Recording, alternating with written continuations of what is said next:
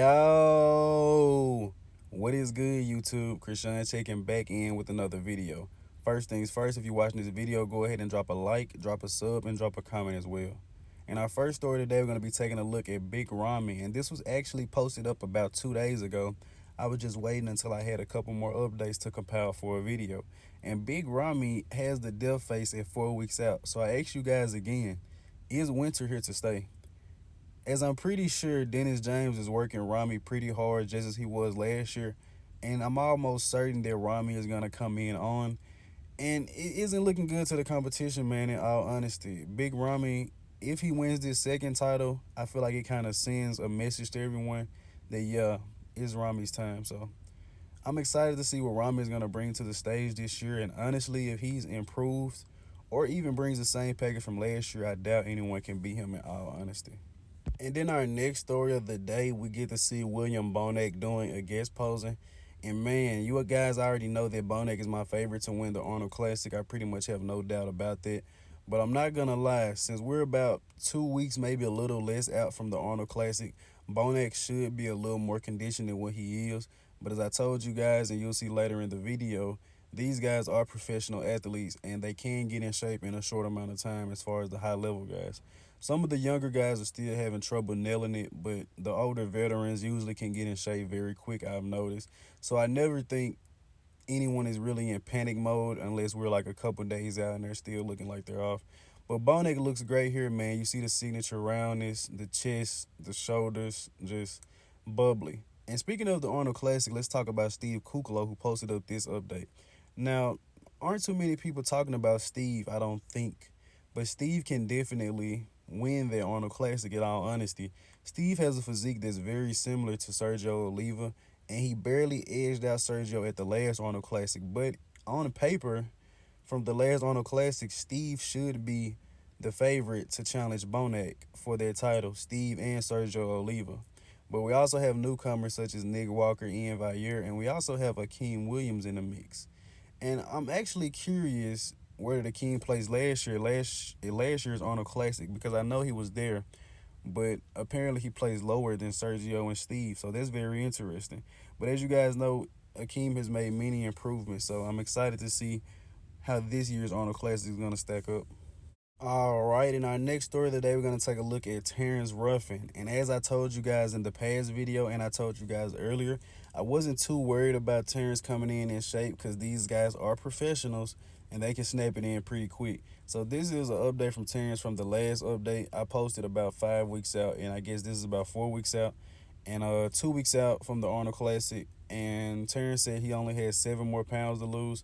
2 weeks is very possible. He is kind of cutting it close, definitely, though. But going into this Arnold Classic, I believe Terrence may be my favorite. I haven't sat down and actually made my ClassicPhysique predictions yet. I'm actually kind of unsure how ClassicPhysique is judged, especially after last year's MrOlympia. A lot of the picks that I have they're usually out of order or just in a completely different way. I think I'm trying to judge ClassicPhysique like it's men's open bodybuilding. So I'm not sure exactly what they're looking for, but I feel like Terrence is definitely going to be in that top 3 with him being the runner-up from last year's MrOlympia. And Terrence, one of the greatest posers in the IFBB, man, in the Arnold Classic, they take pride in posing more than a lot of these other competitions. So it's going to be very exciting to see Terrence's routine from this year.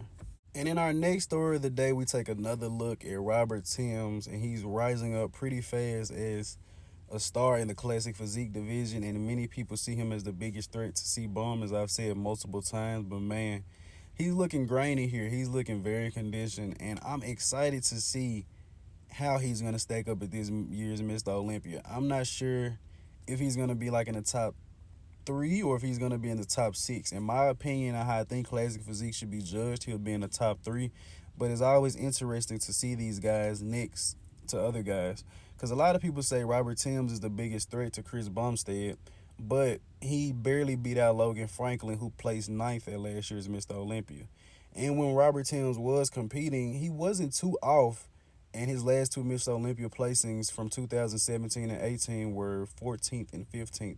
So I honestly think he had been getting overlooked. But going into this year's MrOlympia, I'm very excited to see how he's going to stack up with guys such as Chris Bumstead, Brian Jones, as well as Terrence Ruffin and Breon Ainsley as well. In our next story of the day, we get this comparison of Regan Grimes that he posted up. And you guys can see he's made a lot of improvements since last year's Mr. Olympia. Now, keep in mind, on the left, he had competed in a lot of competitions, maybe 3 or 4, almost back to back. I feel like his body was kind of tired. And keep in mind, on the right, this is not how he's going to show up on stage. He's still going to be a little smaller than this. But it's looking like Regan has definitely made some improvements. And I said Regan could hop in that top 10, man. But looking how stacked the Mr. Olympia is this year, I don't think Regan is going to be able to get into that top 10 unless he brings something really special. If he can bring this package and he brings like next level conditioning, he may be able to slide. But man, rounding out the bottom of the top 10 is probably going to be like Hunter, Labrada, Rolly Winkler, maybe guys like that in all honesty. I'm hoping Rolly can do better, but after his showing in Chicago, it's not looking too good. But I just had to recant on my statement about Regan. And in our last story today, we're going to take a look at James Holling's head, and it's just the abs and thigh, and I think a most muscular.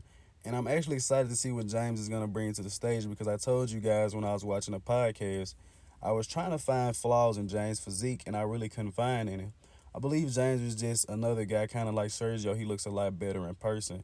James doesn't look too huge to me, just like Steve Kuclo and Sergio Oliva Jr., but hopefully in person, James looks a lot better. Like I told you guys, he gets upwards of 300 plus pounds in the off season, so I'm pretty sure he has enough size to stand with these guys. But it's going to be very exciting to see what James is going to bring to the stage. And James actually is pretty round for a Caucasian guy. But that's going to be the video for today, you guys. I hope you liked it. Like, comment, and sub. Keep doing what you're doing on the channel, man. I'm out.